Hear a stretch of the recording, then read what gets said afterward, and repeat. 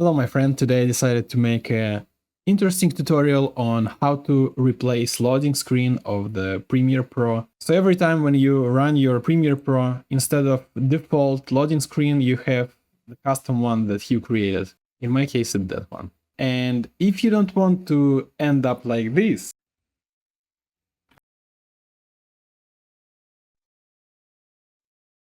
you should follow instructions carefully. The only thing will be changed is loading screen and nothing else.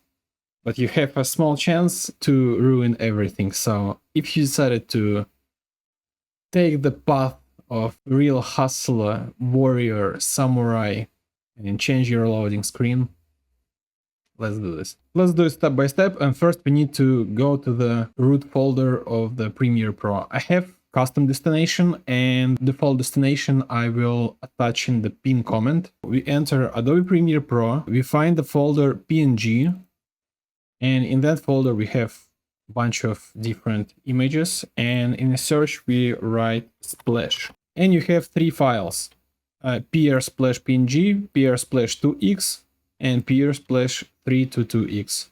The only difference between those three are dimensions, and depends on your monitor resolution, different images running in the loading screen. But to make things easier, we can just replace all of them. And now it's very important. Before you're doing anything, first, make a backup, because if something went wrong, Premiere will start to crash and show the errors. So what we're gonna do, take those three files, you copy them, and you paste them somewhere on your PC, so you will have those just in case if something went wrong. Next thing, what we need the screen to replace. I already prepared it here, replace images. As you can see, I have three images with exactly the same names. It's very important. And not only the same name, it also should be the same resolution. So PR splash, we have 766 on 516. Same here, 766 on 516.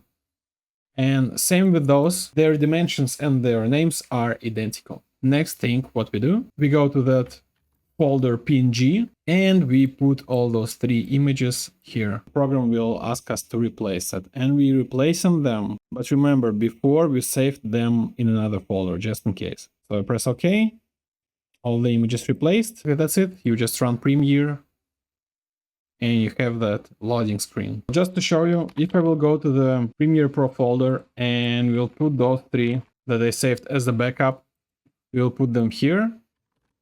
And now I will run the Premiere Pro.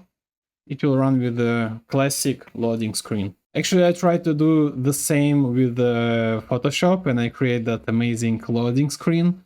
But with Photoshop, it works a little bit different and you need to somehow extract the files. And I found some tutorial, I tried it and it crashed my Photoshop. So I made a backup and decided to not touch Photoshop loading screen. I understand that something might go wrong, so just in case I will attach the original three Premiere Pro loading screen images. To be honest, I never even thought about changing the loading screen, but one day my friend approached me with that idea and he did it. And I was like, okay, that's actually interesting. I never thought about changing the loading screen. So thanks to him, and thank you for watching that video. You can find a lot of interesting videos on my channel, and see you on the next one.